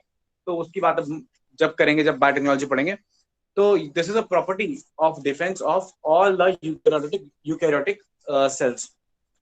और ऑफ कोर्स नेमाटोड्स जो हैं वो यूकैरियोटिक ऑर्गेनिजम्स हैं, तो इसलिए उनमें ये काम करता है आरएनए इंटरफेरेंस, इसलिए हमने उसके लिए इस्तेमाल किया है। खैर PCR, again detection of HIV infection. Detection of HIV infection क्या, दुनिया में कोई सा भी इन्फेक्शन हम आजकल पीसीआर से कर सकते हैं, जिसमें कोई भी जीन वगैरह या कुछ भी चीजें इन्वॉल्व हो। मतलब पीसीआर आजकल बहुत यूज हो रहा है, और अभी आप देख रहे होगे, आपको समझ में नहीं आ रहा होगा या क्योंकि हाई लेवल की चीज है, कोरोना वायरस के लिए भी आरटी-पीसीआर यूज हो रहा है, modified version of PCR, RT-PCR. तो दिस आरटी-पीसीआर, क्यू-पीसीआर, है ना। RT-PCR is reverse transcription PCR, ठीक है। तो ये सब चीजें इस्तेमाल होती हैं detection of specifically viral disease के केस में, तो ये पीसीआर का एप्लीकेशन है। और PCR is a very common thing, is a photocopy machine for, जितनी कॉमन फोटोकॉपी की मशीन एक इंस्टीट्यूट में होती है, उतनी कॉमन पीसीआर की मशीन एक बायोटेक्नोलॉजी रिसर्च में होती है। It is a very common thing, तो हर जगह इसका एप्लीकेशन है। खैर इसको हमने नहीं पढ़ना है, 80 नहीं पढ़ना क्योंकि बॉटनी है। और 81, which is following the most abundant protein in the animals. ये शायद मैंने आपको उस दिन होमवर्क भी दिया था कि एनिमल किंगडम के अंदर जो मोस्ट अबंडेंट प्रोटीन होगा वो कौन सा होगा। तो आपने बताया था कि सर कोलाजन, और अब आप और पॉलीसेकेराइड मैंने बताया था एनिमल किंगडम में काइटिन होगा। तो ठीक है, वही है, collagen is the protein and chitin is the polysaccharide. ये हमने शायद क्लास में, शायद पहली ही क्लास में डिस्कस किया था, राइट। हाँ कोई कुछ कह रहा था, किसी को कोई डाउट है कुछ? है तो आपकी पहली क्लास में ये चीज डिस्कस की थी कि the most abundant polysaccharide is chitin in animal kingdom, the most abundant polysaccharide in the biosphere is cellulose, क्योंकि है ना, and most abundant protein in animal kingdom is collagen, and most abundant protein in plant kingdom is, बोलो बोलो, ये बताया था, sir rubisco. बोलो sir क्या बोला? रूबिस्को। रूबिस्को, ये रूबिस्को। उस दिन हमने पहली क्लास के अंदर ही डिस्कस किया था। देखो क्लास के अंदर डिस्कस किए हुए क्वेश्चन आए हुए हैं आपके नीट के एग्जाम में, ठीक है ना। 25-30 नंबर तो आपके अभी कुछ जो क्लासेस हुई है उसमें वो बन गए होते हैं। जैसे क्वेश्चन नंबर 82, ये तो अभी हमने लास्ट क्लास में, मतलब कि जब डीएनए वाला स्ट्रक्चर पढ़ाया था तभी हमने ये न्यूमेरिकल किया था कि distance between two consecutive base pair इतना होता है, और इसने पूछ लिया कि इतना उसका इतने बेस पेयर हैं, बताओ कि लेंथ कितनी है। सिंपल मल्टीप्लीकेशन, कुछ भी नहीं करना था। 0.34 नैनोमीटर, नैनोमीटर मतलब 10 की पावर -9, तो 0.34 इंटू 10 की पावर -9 मीटर, ये हो गया। इंटू कर दिया 6.6 इंटू 10 की पावर 9, तो 10 की पावर 9 -9 से कैंसिल हो गया। 6.6 इंटू 0.34 किया, जो कैलकुलेशन से आता है 2.234 करके, 244 करके, ये 2.2 हो जाएगा मीटर। तो आंसर हो जाएगा इसका ऑप्शन नंबर 2। बिल्कुल ही सिंपल क्वेश्चन था, बल्कि उन्होंने बता भी दिया। अगर मैं पेपर डालता मैं बताता भी नहीं कि दो कॉन्सेक्यूटिव बेस पर में क्या डिस्टेंस होता है, मैं बोल देता कि इट्स अ डीएनए और अपने आप निकाल लो बाकी चीजें, या पिच दे देता, पिच इज 3.4 नैनोमीटर, फिर पूछता क्वेश्चन। खैर, बट इन्होंने आपको बहुत सिंपल दे दिया सिर्फ मल्टीप्लाई करने के लिए। नेक्स्ट, अच्छा ये बड़ा इंटरेस्टिंग क्वेश्चन था 84। ये मुझसे कई स्टूडेंट ने कॉल करके पूछ रहे थे कि सर हमें थोड़ा सा इसमें से कंफ्यूजन हुआ था, हालांकि वो सही मार्क करके आए। खैर, लेकिन ये डाउट कभी भी जो 84 वाला क्वेश्चन का डाउट था, हमने पढ़ा है कि विच of the following hormone levels will cause release of ovum from the Graafian follicle. तो हाँ, इसको एलिमिनेशन से कर सकते हैं, लेकिन क्योंकि हमें पता है कि एलएच रिस्पॉन्सिबल होता है for the Graafian follicle to rupture, ठीक है ना। लेकिन वो तो इस ऑप्शन में है नहीं, तो हमें दूसरा ऑप्शन देखना पड़ेगा। तो दूसरा बेस्ट ऑप्शन का दूसरा सही ऑप्शन है हाई कंसेंट्रेशन ऑफ एस्ट्रोजन। खैर, ये मैं अपनी स्टूडेंट्स को हमेशा क्लास में बताता हूँ कि एस्ट्रोजन जो है, जब ये हाई होता है, प्रोजेस्टेरॉन बिल्कुल नहीं होता, मतलब E/P रेशियो एकदम हाई होता है ना, मतलब E बहुत ज्यादा है और P बहुत कम है, ठीक है ना। जब E/P रेशियो बहुत हाई होता है या एस्ट्रोजन बहुत हाई होता है कॉन्सेंट्रेशन में, तो वो एक पॉजिटिव फीडबैक देता है एंटीरियर पिट्यूटरी को, और उसी पॉजिटिव फीडबैक की वजह से LH और FSH पीक करते हैं। अगर एस्ट्रोजन पीक नहीं करेगा तो LH और FSH पीक नहीं करेंगे। तो एस्ट्रोजन पीक करने की वजह से LH पीक करता है, जिसकी वजह से ओवुलेशन होता है। तो इसलिए चौथा ऑप्शन एकदम क्या है, सही है। High concentration of oestrogen, solution मैंने लिखा है, high concentration of oestrogen causes LH surge. ये एकदम सही बात है, ये ऐसा ही होता है। और वेयरएज उसका रिवर्स होता है कब, ल्यूटियल फेस में। क्यों? उस टाइम पे एस्ट्रोजन हाई होता है, साथ में प्रोजेस्टेरॉन भी हाई होता है, और प्रोजेस्टेरॉन ज्यादा हाई होता है एस्ट्रोजन के कंपैरिजन में। तो E/P रेशियो, एस्ट्रोजन और प्रोजेस्टेरॉन रेशियो बढ़ने के बजाय कम हो जाता है, और जब एस्ट्रोजन बाय प्रोजेस्टेरॉन रेशियो कम हो जाता है तो वो एक नेगेटिव फीडबैक देता है एंटीरियर पिट्यूटरी को, और LH और FSH कम हो जाते हैं, ल्यूटियल फेस में डिक्रीज होने लगते हैं। ये बहुत ही इंपॉर्टेंट बारीकी वाला कॉन्सेप्ट है, ठीक है ना, कि it is not about the concentration of oestrogen, it is actually about the concentration of oestrogen ratio progesterone. खैर, तो आपको बस इतना क्लियर माइंड में रखना है कि LH जो इंक्रीज हुआ है वो एस्ट्रोजन के पीक होने की वजह से ही होता है, ठीक है ना। It gives a positive feedback to anterior pituitary. तो आंसर हो जाएगा 4। और बाकी तो गलत है ही कि लो FSH नहीं होता, लो LH नहीं होता। हाई कंसेंट्रेशन प्रोजेस्टेरॉन वो तो ओव्यूलेशन से पहले बिल्कुल नहीं होती है। क्यों? क्योंकि वो तो कॉर्पस लूटियम बनाएगा और वो कभी भी फॉलिकुलर फेज में नहीं होता। अगला 85, flippers of penguins and dolphins are example of this. अगर आपने डायरेक्टली कहीं एनसीईआरटी से भी पढ़ा है तो आपको पता होगा, लेकिन अगर नहीं पढ़ा है तो it creates lots and lots of confusion, ठीक है ना। लेकिन ये बहुत सिंपल है कि पेंगुइन और डॉल्फिन, पेंगुइन बर्ड है, डॉल्फिन मैमल है, दो अलग लीनिएज के हैं, दो अलग इंडिपेंडेंट इवॉल्विंग ऑर्गेनिजम्स हैं। और जब दो इंडिपेंडेंटली इन्वॉल्विंग स्ट्रक्चर्स एक जैसा काम करते हैं तो हम उसको कन्वर्जेंट इवोल्यूशन बोलते हैं। तो इसका आंसर 1 आएगा, ठीक है। आई डोंट नो, मेरे ख्याल से किसी को कोई कंफ्यूजन है इसके अंदर, ठीक है, लेकिन इसका आंसर 1 आएगा, क्योंकि flippers of penguin and dolphin are example of convergent evolution. Confusion इस बात में होता है स्टूडेंट से कि सर कन्वर्जेंट इवोल्यूशन में तो हम ये पढ़ते हैं कि दो अलग अलग स्ट्रक्चर्स हैं, और दो अलग अलग स्ट्रक्चर्स जो होते हैं एक फंक्शन करने लगे। लेकिन फ्लिपर्स ऑफ पेंगुइन जो है वो उसके 4 लिम्ब है, और डॉल्फिन भी अपने 4 लिम्ब से स्विम कर रही है, तो फिर ये तो दोनों ही सेम स्ट्रक्चर हुए, तो फिर इसको हमने कन्वर्जेंट इवोल्यूशन कैसे बोला? ये क्वेश्चन है किसी के माइंड में? Yes sir. हाँ, तो एक्चुअली ये जो पढ़ाते हैं ना एवोल्यूशन, जब स्टूडेंट्स को पढ़ाया जाता है तो एक्चुअली पढ़ाया ही गलत तरीके से जाता है। उनको बोलते हैं कि दो अलग स्ट्रक्चर्स हैं और वो एक जैसे फंक्शन के लिए इवॉल्व हुए हैं। एक्चुअली इसका बारीकी पे ये पॉइंट है कि दो स्ट्रक्चर्स, कभी कभी दो स्ट्रक्चर भी हो सकते हैं, और हम एनालॉगी तब भी बोलते हैं जब दो इंडिपेंडेंटली इवॉल्विंग यूनिट्स हैं। अब देखिए, अगर मैं बर्ड्स की बात करूं, आप समझिएगा, बर्ड्स का जो इवोल्यूशन है ना वो रेप्टाइल्स के कैसे हुआ है। रेप्टाइल थे, अब बर्ड्स का इवोल्यूशन देखो पहले। रेप्टाइल थे, कौन से हुए, लिजर्ड्स। लिजर्ड से एक लीनियज चली गई टुवर्ड्स थीकोडोंटा, ठीक है ना, जिससे क्रोकोडाइल्स इवॉल्व हुए। ये आपके इवोल्यूशन पढ़ाया जाता है आपको, आपके एनसीईआरटी में डायग्राम में दिखा रखा है, कोई पढ़ाता नहीं इसको, ठीक है ना। तो बर्ड से सॉरी लिजर्ड से एक लाइन चलेगी टुवर्ड्स थीकोडोंटा, जिससे इवॉल्व हुए आपके क्रोकोडाइल्स। अब क्रोकोडाइल इवॉल्व हुए थे, वहां से एक लाइन गई, वहीं से एक लाइन लीनियज गई है, वहां से इवॉल्व हुए डायनासोर्स, ठीक है ना। और फिर उन डायनासोर से during Jurassic period, Jurassic period में जब डायनासोर इवॉल्व हो रहे थे, वहीं से निकली है line two of the birds. तो ये लाइन बर्ड्स की आ गई कैसे, रेप्टाइल्स में लिजर्ड्स, मतलब लिजर्ड्स, लिजर्ड्स से लीनियज निकले क्रोकोडाइल, क्रोकोडाइल से डायनासोर, डायनासोर से बर्ड, ऐसे गया है ना। और जो मैमल्स हैं वो एकदम सेपरेट लीनियज में इवॉल्व हुए, रेप्टाइल से ही हैं। लेकिन लिजर्ड्स के पहले जो कॉमन एंसेस्टर था रेप्टाइल का, वहां से एक अलग लीनियज गई है टुवर्ड्स साइनैप्सिड्स, उस साइनैप्सिड से थेरोप्सिड वगैरह जाते हुए फिर जाके मैमल्स इवॉल्व हुए, ठीक है ना। तो डॉल्फिन और बर्ड्स दो एकदम दूर दूर के लीनिएजेस हैं, लेकिन कन्वर्ज हुए हैं एक ही फंक्शन के ऊपर, क्या, स्विमिंग।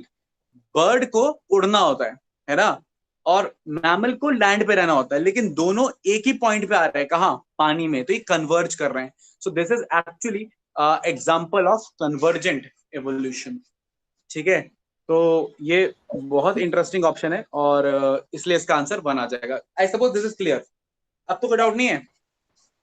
सर तो कभी भी अगर इंडिविजुअली अलग अलग स्पीशीज होंगे तो चाहे स्ट्रक्चर उनका सेम के बारे में बोला जा रहा हो, लेकिन वो कन्वर्जेंट होंगे। हाँ, अगर दो अलग अलग स्पीशीज हैं और काफी सेपरेटेड है, ठीक है ना, तो हम बोल सकते हैं हाँ भाई कन्वर्ज। एक्चुअली देखना पड़ेगा ना इवोल्यूशन में कैसे हुआ है। वही फॉर एग्जाम्पल मैं तुम्हें बताता हूँ, समझना इस बात को। चिंपैंजी है, ठीक है, ओके। चिंपैंजी मान लो उसका उसके जो लेट से चिंपैंजी, हाँ चिंपैंजी और मंकी ले लेते हैं, है ना। अब चिंपैंजी है, वो हाथों से, मान लो पैरों से अपने डंडी को पकड़ के लटक जाता है, मंकी, है ना। सेम काम चिंपैंजी कर रहा है। यहाँ लेट से चिंपैंजी और दूसरा ले लेते हैं ये क्या नाम है इसका, गोरिल्ला, ठीक है ना। चिंपैंजी भी अपने पैरों से लटक रहा है नीचे आके, गोरिल्ला भी लटक रहा है, लेट से मंकी भी लटक रहा है। तो अब उन दोनों के सबके अपने अपने अलग अलग स्ट्रक्चर्स हैं, पैर हैं भैया सबके, और लटकने के काम आ रहे हैं। तो क्या तुम इसको कन्वर्जेंट इवोल्यूशन बोलोगे? नहीं, क्योंकि एक ही लीनियज से आए हैं, ये एक ही लीनियज थी, है ना, ये एक ही पॉइंट से आए हैं और बस अपना अपने फंक्शन में इवॉल्व हो गए। तो ऐसा नहीं होता, हमें ये भी देखना पड़ेगा, या फंक्शन अगर डिफरेंट हो गए, फॉर एग्जांपल मैं बताता हूँ, है ना। तो कन्वर्जेंट में ऐसा नहीं देखते हम, कन्वर्जेंट में हमें ये भी देखना पड़ेगा कि दो जो स्पीसीज हो वो वाइल्डली सेपरेटेड हो, या स्ट्रक्चर्स ही अलग हो, या तो स्ट्रक्चर अलग हो या स्पीसीज जो है वो वाइल्डली सेपरेटेड हो, काफी दूर हो लीनिएज, मतलब कॉमन एंसेस्टर इजीली ना हो उनका। Getting my point? Yes sir. Okay, 86 आपका बॉटनी का है, हालांकि बड़ा इजी ही है वो, ठीक है। 87 ये भी एकदम छोटे बच्चों के लिए क्वेश्चन था ये भी, कि गॉनोरिया, सिफिलिस एंड जेनिटल हर्प्स, ये तीनों सेक्सुअली ट्रांसमिटेड डिजीजेस हैं। तीनों ही एक तरीके के नहीं, तीनों नहीं कह सकते, ठीक है। तो ये तीनों ही सेक्सुअली ट्रांसमिटेड डिजीज हैं, गॉनोरिया, सिफिलिस और जेनिटल हर्प्स, ठीक है। Malaria is a plasmodium disease, और सेकंड ऑप्शन में फिलारिया इज फिलारियासिस, वो wuchereria bancrofti, it's a nematode. And cancer intrinsic disorder है, उसमें कोई भी वेक्टर या पैथोजन नहीं होता है, ठीक है। तो चौथा वाला ऑप्शन एकदम सही है, ठीक है। 88 मैचिंग करनी है, ये भी बहुत आसान है। Eosinophils, basophils, neutrophils, lymphocytes.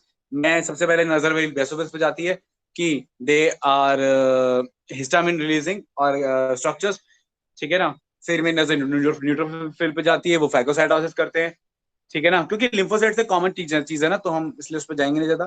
फिर डी लिम्फोसाइट्स है, और मुझे पता है कि बी और टी टाइप के होते हैं, हमारे एडाप्टिव इम्यूनिटी में होते हैं, ऑप्शन नंबर 1 हो जाए, उसका मैचिंग 1 हो जाएगा। और आखिरी में इयोसिनोफिल। ओके, तो आखिरी एक मिनट, इसमें लिखा है रिलीज हिस्टामिनेस डिस्ट्रक्टिव एंजाइम्स, ये फंक्शन एओसिनोफिल का है, ठीक है ना। एओसिनोफिल एक्चुअली कितना क्या करता है, एक पैथोजन के ऊपर चढ़ जाता है और केमिकल रिलीज करके उसको किल कर देता है। तो ए का मैचिंग हो जाएगा 3, बी का मैचिंग हो जाएगा release granule containing histamines, B का मैचिंग हो जाएगा 4, सी का मैचिंग हो जाएगा 2 और डी का मैचिंग हो जाएगा 1। तो इसका आंसर क्या बनेगा भाई, इसका आंसर बनेगा, कौन सा बन रहा है, सेकंड वाला है ना, आपने जो बताया वो 4 है। एक मिनट रुको, इसका आंसर बनेगा, रुको, लिम्फोसाइट्स का 1, डी का 1, ठीक। तो डी का 1 कहाँ पे है, डी का 1 है, डी का 1 है फोर्थ ऑप्शन में, तो इसका आंसर 4 बन जाएगा। चलो मैं इसको आंसर में करा दूंगा, ठीक है। तो इसका 4 बन जाएगा, ठीक है। अब देखिए, अब ये देखिए, ये आंसर की ये वाली भी आंसर वाला 2 जो दे रखा है ये भी मैंने ही मार्क किया है, और अभी जो मैंने सॉल्व किया ये भी मैंने ही किया। अब दोनों में पता है क्या डिफरेंस है, जब आंसर की जब ये क्वेश्चन आया था तब I was in a hurry to make the answers, तो मैंने जल्दबाजी में पता है क्या किया, जल्दबाजी मैंने पढ़ा बेसोफिल, इधर पढ़ा हिस्टामीन, और मैंने बी का 3 देखा, और बी का 3 जिसके अंदर था, ठीक है ना, उसको मैंने आंसर मार्क कर दी। मैंने शायद मैंने सिर्फ 1, एक मिनट रुको, मैंने क्या किया इसमें, मैंने कुछ ना कुछ गड़बड़ करी जल्दबाजी में और इसका आंसर 2 मार्क कर दिया। तो देखिए ये जल्दबाजी के अंदर आप भी मिस्टेक कर सकते हैं, ठीक है, when you are in a हरी। और देखिए अभी मैंने आपके सामने 1 बाय 1 सारा सॉल्व किया तो एकदम सही आंसर आ गया। तो अगर मैं इतने साल पढ़ाने के बाद जल्दबाजी में गड़बड़ कर सकता हूँ, मैंने देखो 2 जगह हिस्टामिनीज दे रखा है, उसमें नोटिस नहीं किया, तो ऑफकोर्स एग्जाम में आप भी कर सकते हैं। तो इसलिए आपसे ये एक रिक्वेस्ट है कि आप ऐसी गलती ना करें, आप पेशेंस से, बड़े पेशेंस से आंसर दें, ठीक है, आंसर करें, ये ऐसी गड़बड़ ना करें। तो आंसर इसका 2 नहीं होगा, ठीक है ना, इसका आंसर 4 होगा, ठीक है। ओके, आगे बात करते हैं, ठीक है। नेक्स्ट है 89, 89 बॉटनी है, 90 बॉटनी है, 91, 91 एक्चुअली मैंने कहा था कुछ क्वेश्चन बहुत बाहर से आते हैं, आप उसका कुछ नहीं कर सकते। 91 ये वही क्वेश्चन है जो बहुत बाहर से आया है, इससे आज का आप कुछ नहीं कर सकते थे, हम आपको इतना नहीं पढ़ा सकते कि आप ये क्वेश्चन कर सको। किसी भी कोचिंग इंस्टीट्यूट में ये नहीं पढ़ाया जाता, आप किसी भी कोचिंग इंस्टीट्यूट का मॉड्यूल उठा लीजिए, वहां पे इन्फॉर्मेशन ये नहीं है, ठीक है ना। तो ये क्वेश्चन आपसे अगर नहीं हुआ तो आपकी इसमें कोई गलती नहीं है, ठीक है ना, कि एम्ब्रोलॉजिकल आप तुक्का मार सकते थे, ठीक है ना, Yes, कि sir. अल्फ्रेड वैलेस जो है वो उसकी रिसर्च डार्विन जैसी है, ओपैरिन और है ना, और जो ओपैरिन है ये लोग बहुत पुराने हैं, चार्ल्स डार्विन, अल्फ्रेड वैलेस, ये वॉन बेयर काफी नया साइंटिस्ट है, और ये एम्ब्रोलॉजिकल वाली थ्योरी भी काफी न्यू थ्योरी थी, मतलब डार्विन की काफी नहीं है उस कंपैरिजन में, ठीक है ना। ओपैरिन ने भी दूसरी जगह रिसर्च किया था in the evolution of life. तो आखिरी आंसर बनता था Karl Ernst von bear.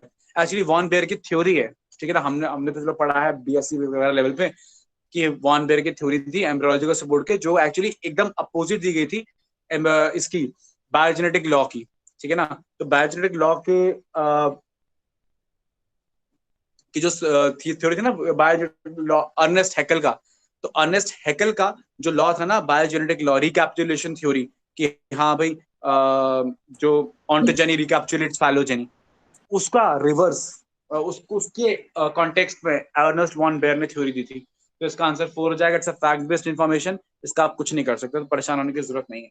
92 animal kingdom से बहुत आसान है, पहली क्लास एनिमल किंगडम में पढ़ा दिया जाता है कि बायलेटरल सिमेट्री पहली बार प्लैटिहेल्मिन्थस में इवॉल्व हुई थी, और ये इकलौते ऑर्गेनिजम्स हैं जो कि बायलेटरली सिमेट्रिकल भी हैं और एसिलोमेट्स भी हैं, ठीक है ना, क्योंकि इसके बाद आते हैं एस्केलमेंथिस जो बायलेटरी सिमेट्रिकल और सूडोसिलोमेट्स हैं, और फिर आते हैं एनालिड्स जो बायलेटरी सिमेट्रिकल और सिलोमेट्स हैं, उसके बाद सारे के सारे सिलोमेट्स ही हैं। तो ये प्लैटिहेल्मिन्थस इसका आंसर हो जाएगा, वेरी सिंपल, कुछ भी नहीं रहा इसमें। Next, which of the following would help in prevention of diuresis. अब ये एक्सक्रीटरी वाले जो क्वेश्चन होते हैं ना, ये बड़े कंफ्यूजिंग होते हैं। लास्ट ईयर भी जब एक्सक्रीटरी का क्वेश्चन आया था ना, वो भी कंफ्यूजिंग था। इसलिए एक्सप्लेटरी में, और मैं हमेशा स्टूडेंट्स को बोलता हूँ कि एक या दो फंडे पकड़ लो और उस एक या दो फंडे पकड़ के ना आंसर दे दो, बस इतना ही ध्यान रखो। एक आध दो फंडे, दो तीन फंडे फिक्स कर लो, उसी से आंसर दो। और फॉर्मेशन ऑफ यूरिन पे ये क्वेश्चन पूछते हैं। लास्ट वीक भी उन्होंने फॉर्मेशन ऑफ यूरिन के रिगार्डिंग पूछा था, अभी भी वही पूछा है। बड़े कॉन्सेप्चुअल क्वेश्चन पूछ रहे हैं आजकल एक्सक्यूशन पे, और शायद नेक्स्ट ईयर भी हम एक्सपेक्ट कर सकते हैं कि किसी पे कॉन्सेप्चुअल आएगा। तो अब मैं इसमें बताता हूँ कि डाईयूरेसिस, इसमें आपको समझना बहुत जरूरी है कि जो डाईयूरेसिस होता है वो है loss of water, lots and lots of water from urine in the urine, मतलब डाइल्यूट यूरिन प्रोड्यूस करना। ठीक है, ये होता है डायूरेसिस, जिसमें रास काम करता है। ठीक है ना, renin, aldosterone, angiotensin, aldosterone system, मतलब एल्डोस्टेरॉन रिलीज होता है। तो ये पहले ऑप्शन में कह रहा है reabsorption of sodium and water from renal tubules due to aldosterone.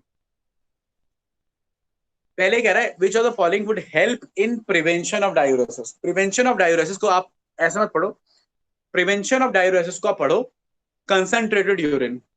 Diuresis अगर नहीं होगा, लॉट्स ऑफ वाटर पास नहीं होगा ना यूरिन, देखो ऐसे कौन चीजों में ना आपको सिंप्लीफाई करना होता है। तो प्रिवेंशन ऑफ डायूरेसिस पढ़ोगे तो कंफ्यूजन होगा, आप इसको ऐसे पढ़ो which of the following would help in concentration of urine, क्योंकि diuresis is dilution of urine, dilute urine, है ना, पानी खूब सारा यूरिन में। और प्रिवेंशन हो गया उसका मतलब कंसंट्रेटेड यूरिन, और कंसंट्रेटेड यूरिन की बात आएगी तो रास की बात आएगी, रास की बात आएगी तो एल्डोस्टेरोन की बात आएगी। एकदम सही है कि रीअब्जॉर्प्शन ऑफ सोडियम होगा तो रीअब्जॉर्प्शन ऑफ वाटर होगा। अगर रीअब्जॉर्प्शन हो गया तो भाई पानी तो क्यों लॉस होगा, यूरिन, पानी भी यूरिन में लॉस ही नहीं होगा, और पानी भी यूरिन में लॉस नहीं होगा तो ऑफकोर्स यूरिन कैसा आएगा, कंसंट्रेटेड, और डायूरेसिस नहीं होगा। तो ऑप्शन नंबर 1 एकदम सही है, आंसर बन जाएगा। ठीक, क्लियर, कोई डाउट?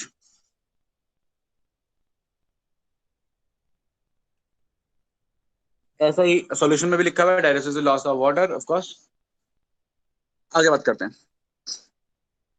94, 94 आपका बायोटेक्नोलॉजी का नहीं है, ये उससे पहले का है, तो ये आपके बॉटनी में पढ़ाया जाएगा आपको, ये आपके माइक्रोबियल वाला है क्वेश्चन है। अगला, सम डिवाइडिंग सेल्स एग्जिस्ट। 95, इसमें भी कंफ्यूजन है आप लोगों को। Some dividing cell exit the cell cycle and enter vegetative inactive stage, this is called quiescent stage. This process occurs at the end of, अब देखिए, अब G0 जब हम बनाते हैं ना तो G0 एक्चुअली G1 के साइड में बनाया जाता है।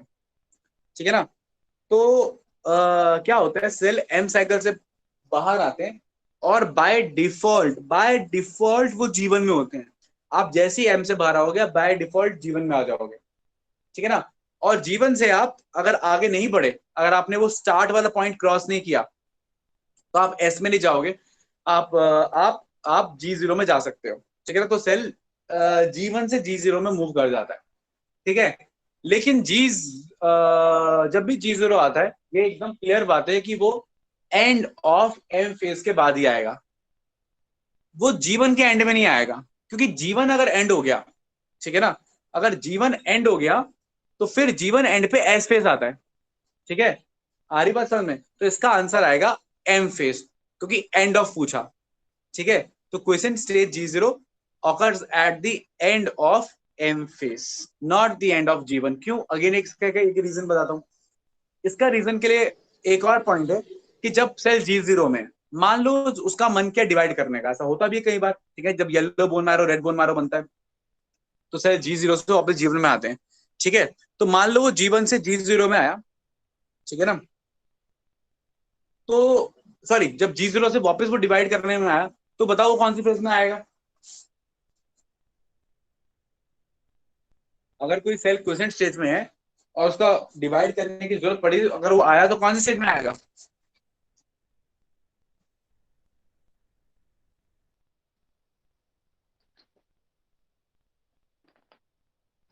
एक सेल G0 में चला गया, ठीक है, अब बहुत इंपॉर्टेंट जरूरत पड़ी, उसे फिर से डिवाइड करना पड़ा, तो G0 से वापस जब अपनी सेल साइकिल शुरू करेगा तो कौन से फेज में आएगा?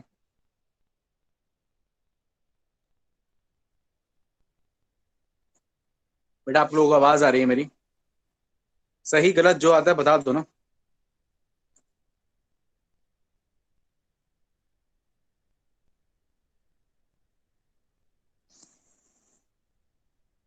Class, Am I audible?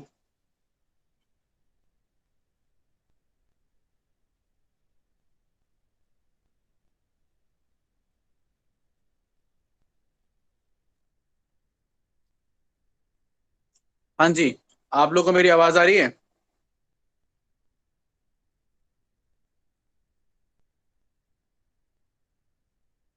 हाँ जी सर, आ रही है।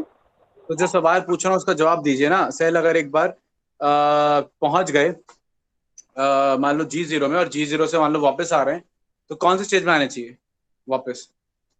वो वापस आते हैं, वापस किस में आएंगे? G1 में वापस आएंगे। इसका मतलब जीवन खत्म नहीं हुआ है, ठीक है ना? तो this is a very basic doubt of students, तो ये पॉइंट याद रखिएगा, ठीक है?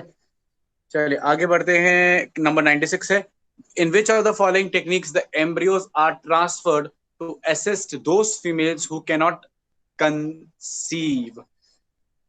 हाँ जी, अब इसमें बताओ आंसर क्या आएगा? इसमें आंसर आएगा जेफ्ट और इंट्रा यूट्राइन ट्रांसफर। ये एक्चुअली एक फैक्ट बेस्ड क्वेश्चन ही है कि जो फीमेल कंसीव नहीं कर पाती, उनके लिए जो पहला टेक्निक या सबसे बेसिक टेक्निक इस्तेमाल करते हैं वो जेफ्ट करते हैं या आईयूटी करते हैं, मतलब इन विट्रो फर्टिलाइजेशन करते हैं, आईवीएफ के लिए जाते हैं। और आईवीएफ में दो चीजें आती हैं, क्योंकि एम्ब्रियो ट्रांसफर की बात कर रहे हैं, तो एम्ब्रियो ट्रांसफर में जेफ्ट नहीं आएगा, है ना? 1 और 3 कैंसिल हो जाएंगे, ठीक है ना? और सेकंड ऑप्शन भी नहीं आएगा, आईसीएसआई है उसमें, वो भी कैंसिल हो जाएगा। तो ऑप्शन में क्या बन जाएगा? 4 बन जाएगा, ठीक है? ओके, नेक्स्ट है, which of the following statements are true for the phylum Chordata? तो ये आपको पता है कि central nervous system is dorsal and hollow. Nerve cord की बात करें तो वो डॉर्सल होती है, और वो कौन सी होती, कैसी होती है? हॉलो होती है, ठीक है? तो ये प्रॉपर्टी है किसकी? कॉर्डेट्स की। तो ऑप्शन नंबर 3 क्या हो जाएगा? आंसर हो जाएगा।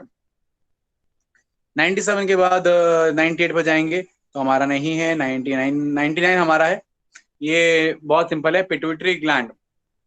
मैं आपको चारों डीज के बारे में बता देता हूँ कि ग्रेव्स डिजीज होता है due to excess release of thyroxine, तो इसके लिए थायराइड ग्लैंड रिस्पॉन्सिबल होगा।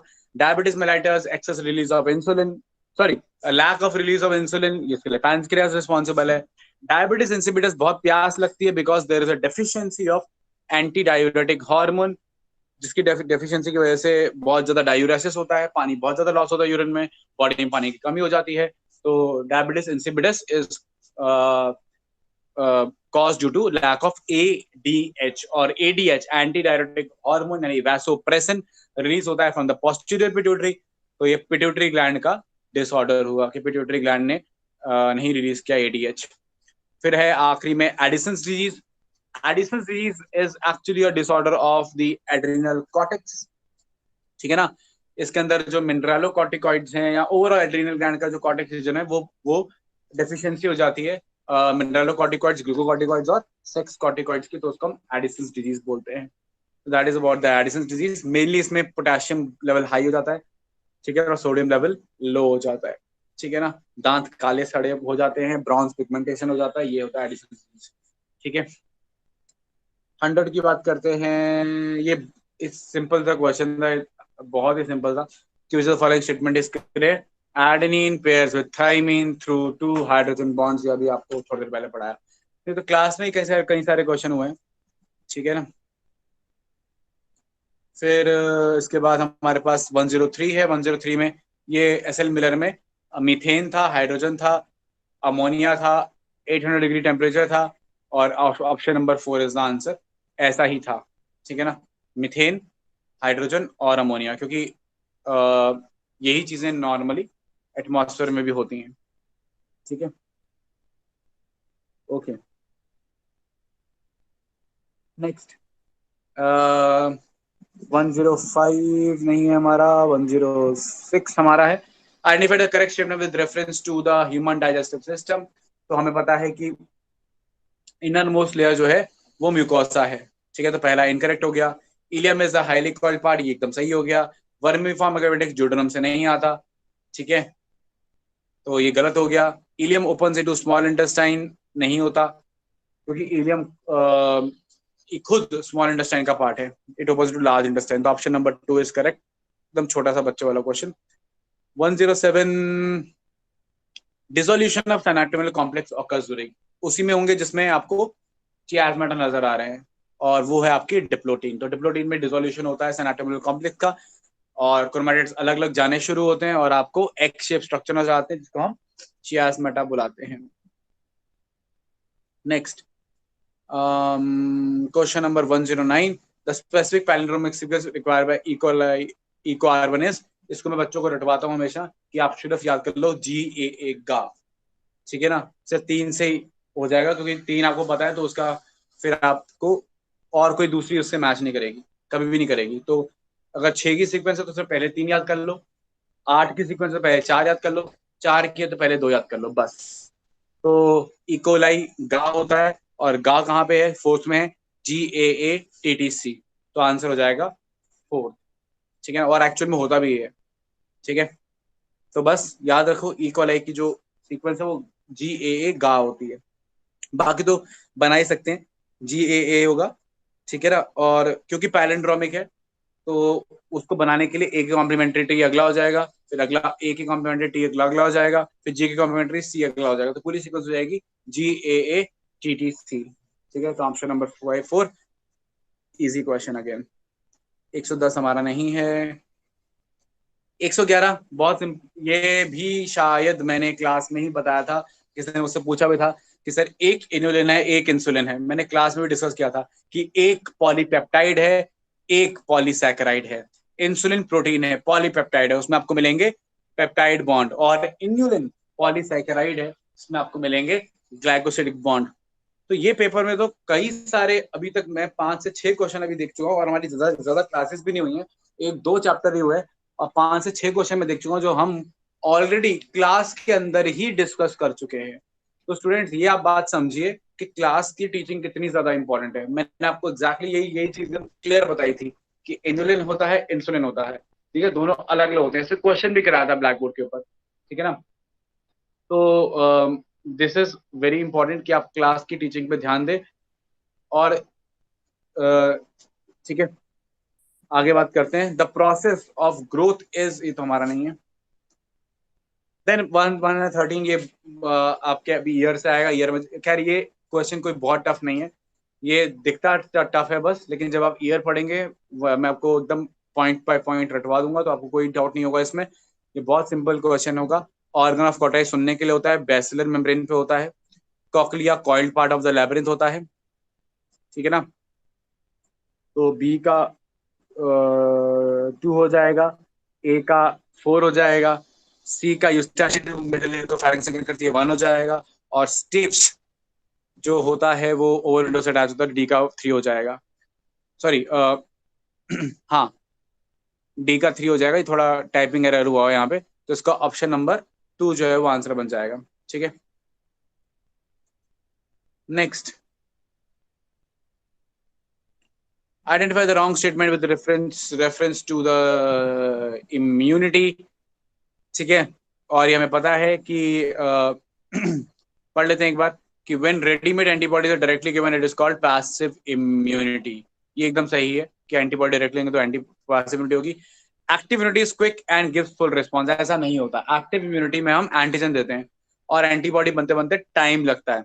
तो active immunity is actually slow and gives full response is, full तो नहीं कह सकते बट हाँ अच्छा रिस्पॉन्स देती है। तो फुल पे तो डाउटफुल है, ठीक है ना, लेकिन गलत भी नहीं है सही भी नहीं है, लेकिन हम बोलते हैं एक्टिव इम्यूनिटी स्लो, ठीक है ना। अच्छा, तीसरा वाला सही है, अगर एंटीबॉडी मिले तो पैसिव इम्यूनिटी है। When expose to antigen antibody से एक्टिव होते हैं, एकदम सही है। तो आंसर इसका जो हो जाएगा एक मिनट, इसका आंसर 4 होगा।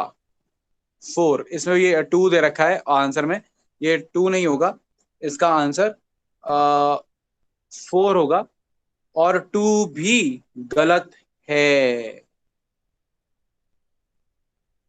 4 हाँ ठीक तो है, इसने रॉन्ग पूछा है ना। हाँ ठीक है, 1 ठीक है, 3 ठीक है, 4 ठीक है, 2 गलत है, तो ठीक है, रॉन्ग पूछा है तो यस 2 इज द आंसर। क्यों? क्योंकि 2 is wrong because active immunity is not quick, active immunity is slow, ठीक है। ऑल फुल रिस्पॉन्स थोड़ा डाउटफुल पॉइंट है, लेकिन अगर एक भी फॉल्स हो जाता है तो वो गलत ही होगा। तो एंड में तो ये होता है, दोनों ही ट्रू होने चाहिए। तो active immunity is quick, no it is slow. Passive immunity is rather quick. तो option number 2 is completely wrong. ठीक, okay. 117 which is the important site of formation of glycoproteins and glycolipids. आपको पहले बताया था कि गोल्जी बॉडी के अंदर glycoproteins and glycolipids mainly बनते हैं। कुछ ग्लाइकोप्रोटीन्स जो है, अब देखिए इन्होंने एंड दे दिया है ना। अब कुछ ग्लाइकोप्रोटीन्स, प्रोटीन के अंदर ग्लाइकोसाइलेशन, उनका उन पे शुगर लगना, ये ईआर में भी होता है, ठीक है ना। तो स्टूडेंट सोचेंगे ईआर भी तो हो सकता है, कंफ्यूज रहेंगे। लेकिन आपको देखना है कि एंड दिया, और जब एंड दिया होता है तो दोनों बातें ट्रू होनी चाहिए।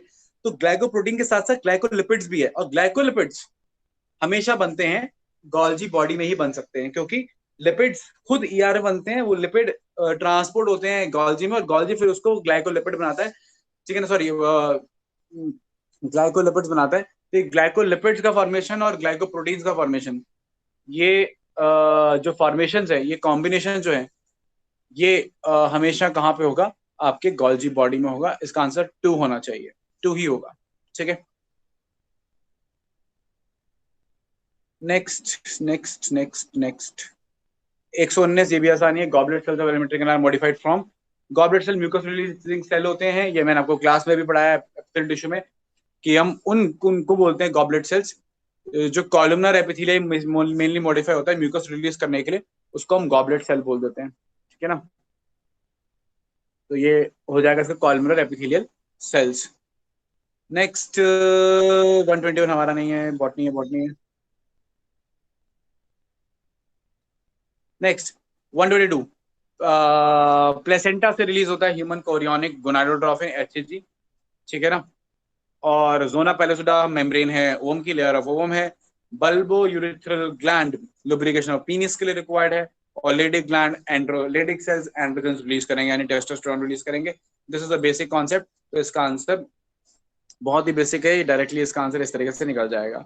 फिर 123 छोड़ देते हैं, 124 125 ये इंपॉर्टेंट है कि जो एंटेरोकाइनेस एंजाइम है 125, एंटेरोकाइनेस जो एंजाइम है, याद रखिएगा, मैं हमेशा क्लास में बार बार इस बात को बोलता हूँ, बार बार डिस्कस करता हूँ कि जो एंटेरोकाइनेस एंजाइम है वो ट्रिप्सिनोजेन को ट्रिप्सिन में कन्वर्ट करता है, और बाकी काम, ठीक है, वो सब ट्रिप्सिन ही करेगा। तो ये बहुत सिंपल है, 125 का 1 हो जाएगा। इसका काम सिर्फ और सिर्फ ट्रिप्सिनोजेन को ट्रिप्सिन में कन्वर्ट करना है, कोई इसमें दो राय नहीं, डायरेक्ट आंसर है।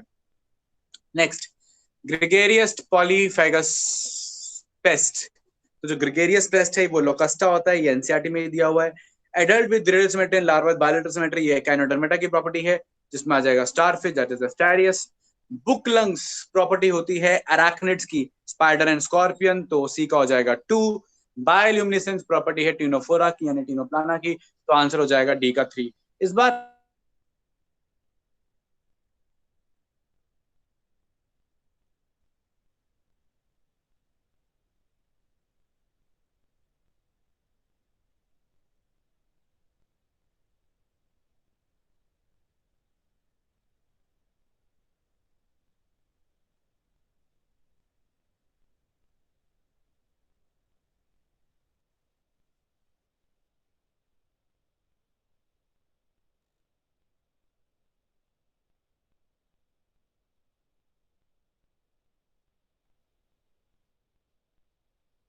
चैप्टर से ज्यादा क्वेश्चन पूछ डाले, इसलिए हम किसी भी चैप्टर को निग्लेक्ट नहीं कर सकते ये सोच के कि अभी तक उसमें क्वेश्चन कम आ रहे हैं। तो कुछ भी पूछा जा सकता है, कहीं से भी आ सकता है। देखिए इन्होंने स्केलेटल सिस्टम से क्वेश्चन पूछ लिया, लेकिन मसल से आप देखिए कोई क्वेश्चन नहीं आया है। तो मसल वाले पार्ट से इन्होंने क्वेश्चन नहीं पूछा, स्केलेटल से पूछ लिया है, ठीक है ना। स्केलेटल में फ्लोटिंग रिब्स ऑफकोर्स स्टर्नम से कनेक्ट नहीं करते, इसलिए फ्लोटिंग रिब्स होते हैं। एक्रोमियन प्रोसेस वो प्रोसेस होता है स्कैपुला के ऊपर जहाँ पे क्लैविकल अटैच होता है, तो बी का 3 हो जाएगा। स्कैपुला वो बोन है, ठीक है ना, जिसमें head of the humerus attach होता है, तो सी का 2 हो जाएगा, ठीक है।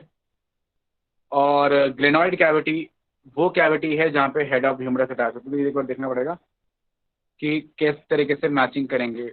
इसमें ए का तो 4 होगा, और ए का 4 एक ही ऑप्शन में, दैट इज 3, तो 3 जो है वो आंसर हो जाएगा। 3 में ए का 4 है, ठीक है। और बी का 3 दे रखा है, एक्रोम प्रोसेस ऑफकोर्स क्लैविकल अटैच होता है उसके ऊपर।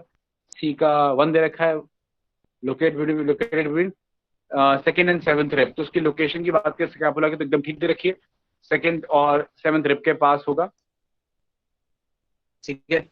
और ग्लेनार्ड कैविटी में of course head of humerus attach होता है, तो यस हो जाएगा 2, तो ठीक है, थर्ड ऑप्शन एकदम सही हो जाएगा। Next 130, head of the caucus remove कर दिया जाए तो वो काफी दिन तक जी सकता है ऑफकोर्स, क्योंकि उसका मैक्सिमम नर्वस सिस्टम उसके हेड में है और उसका रेस्पिरेशन वो कंट्रोल मतलब उसका रेस्पिरेशन वो कंट्रोल नहीं करता। तो इसका आ जाएगा द थर्ड वाला, the head hold one of three of the nervous system by the rest is situated along the dorsal part of its body. एक मिनट एक मिनट एक मिनट,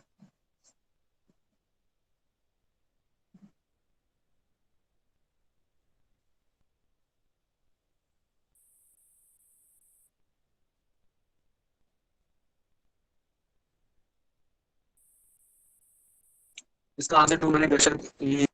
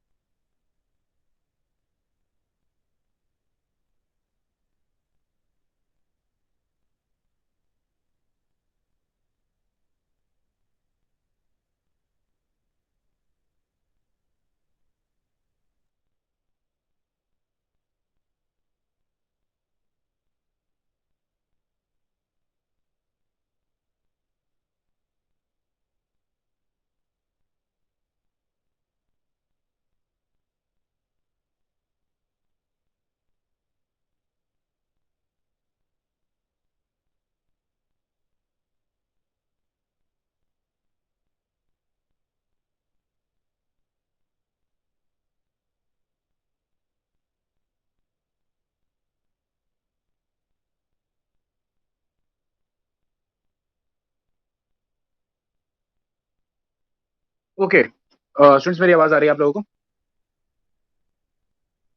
यस सर। ओके तो ये जो हम क्वेश्चन डिस्कस कर रहे थे अभी,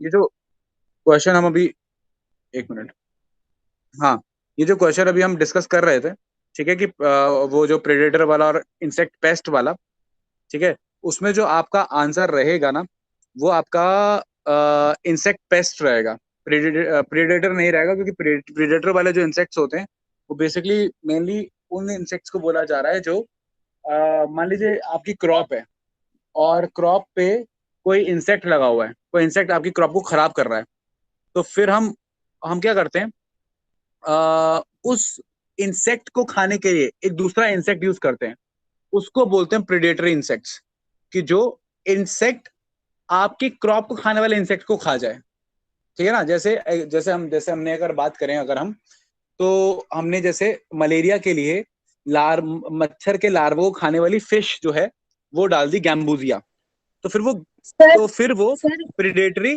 फिश हो गई, ठीक है हेलो ना। सर, तो वैसे प्रेडेटरी स्क्रीन नहीं आ इंसेक्ट्स रही होते है हैं सर। जो कि इस तरीके से काम करते हैं।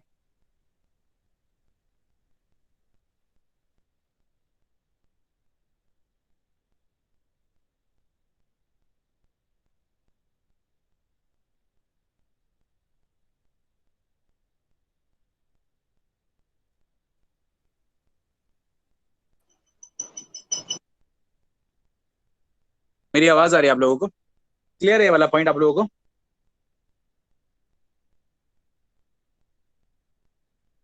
सर स्क्रीन नहीं आ रही है। बेटा स्क्रीन अभी ऑन नहीं कर रखी है, क्योंकि मैं आपसे बस ऐसे इंट्रोडक्टरी बात कर रहा हूँ ना अभी, ऐसे क्वेश्चन पे रिगार्डिंग, इसलिए। Okay sir. ठीक है, तो मैं एक काम करूंगा, जो 2-3 ऑप्शन हमने देखे, जैसे जिसमें जो मैंने शायद पहले जल्दी के अंदर 1-2 ऑप्शन जो है मैंने आंसर जो मार्क कर दिए हैं, उसको मैं सही कर दूंगा, फिर आप अपने आंसर की कैल्विन के इंस्टीट्यूट के जो आंसर की उससे एकदम टैली कर सकते हैं, ठीक है। मैं उसको आज करेक्ट करके अपलोड करा देता हूँ, जो 1-2 पॉइंट्स, 1-2 जगह जहाँ पे गड़बड़ है, ठीक है। हाँ तो दोबारा बता दो एक बार मोहम्मद अरबाज, मैं ये कह रहा हूँ कि प्रीडेटरी इंसेक्ट क्या होते हैं ना। प्रीडेटरी इंसेक्ट मतलब, मान लेते हैं कि तुम्हारी क्रॉप है, क्रॉप पे कोई कीड़ा लगा हुआ है, कोई लार्वा है, कीड़ा है, वो लगा हुआ है, वो लग जाता है उस क्रॉप को, बड़ा कॉमन है कि ये क्रॉप पे ये वाला कीड़ा लग जाता है। तो मेरे पास 2 काम है, या तो उस लार्वा को किल करने के लिए मैं कोई पेस्टिसाइड यूज करूं, है ना, कोई केमिकल यूज करूं। मेरे पास एक और ऑप्शन है, मेरे पास दूसरा ऑप्शन क्या है, कि मैं उस कीड़े को किल करने के लिए, उस कीड़े को किल करने के लिए कोई ऊपर से दूसरा कीड़ा या कोई दूसरा इंसेक्ट दे दूं जो उस कीड़े को खा जाए। तो कीड़े को भी तो कीड़ा खाता है ना, तो हमने वो बड़ा कीड़ा इंट्रोड्यूस कर दिया या फ्लाई इंट्रोड्यूस कर दी, जो उस छोटे छोटे लार्वा को जो उस क्रॉप को खराब कर रहा है उन्हें खा जाएंगे। लेकिन क्योंकि जो बड़ा कीड़ा डाला है ये क्रॉप को नहीं खाएगा, तो मेरा काम तो हो गया, और मेरा तो कई बार पॉलिनेशन भी हो जाता है, ठीक है ना। तो इस उसको हम बोलते हैं प्रीडेटर। ये एक मेथड है क्रॉप को बढ़ाने के लिए, या एक तरीके का बायोलॉजिकल एजेंट्स एज क्लियर।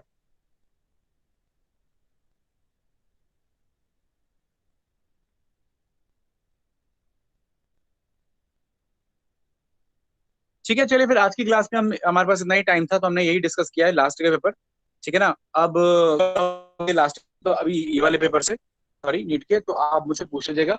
अब अगली क्लास में हम पढ़ेंगे कनेक्टिव टिश्यू, कंटिन्यू करेंगे, ठीक है। Will continue connective tissue in the next class. Sir एक डाउट था, हाँ आपने डाउट है पढ़ाया तो था लास्ट टाइम। क्या?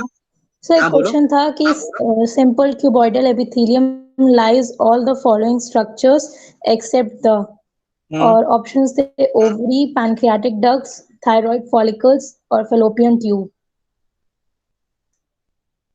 Fallopian tube. तो इसमें सब, बट आपने बताया था कि पैनक्रियाटिक डक्ट और सलाइवरी डक्ट ही जो एक होते हैं, 2 एक्सेप्शंस होते हैं जिसमें कंपाउंड एपिथेलियम होता है, बाकी सब सिंपल होता है, तो ये तो पैनक्रियाटिक भी हो सकते हैं ना। इसमें क्या पूछा, कंपाउंड पूछा, क्या पूछा, कंपाउंड पूछा, क्या तो पूछा हुआ है इसमें क्वेश्चन दोबारा सिंपल बोलो। Cuboidal epithelium.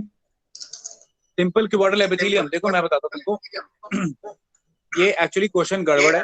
पैनक्रियाटिक डक्ट जो होगी ना, उसमें क्या बताता हूँ क्या होता है। उसमें क्यूबॉइडल एपिथेलियम होता है, लेकिन पता कौन सा वाला होता है, कंपाउंड क्यूबॉइडल एपिथेलिया होता है। सिंपल वर्ड यहाँ गलत है, वो सिंपल काट दोगी ना तो फिर आंसर बन जाएगा चुपचाप फैलोपियन ट्यूब, वो सिंपल वहां से काट दो, ठीक है। वो सिंपल गलत ऐड हुआ हुआ उसमें।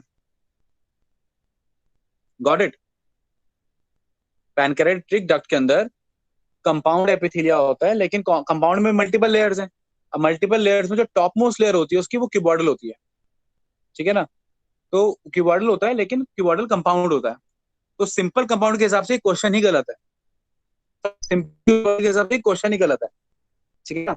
उसमें सिंपल वर्ड नहीं होना चाहिए क्वेश्चन में। अगर इस क्वेश्चन में से सिंपल वर्ड काट दो तो उसका आंसर फैलोपियन ट्यूब बन जाएगा। Question is wrong.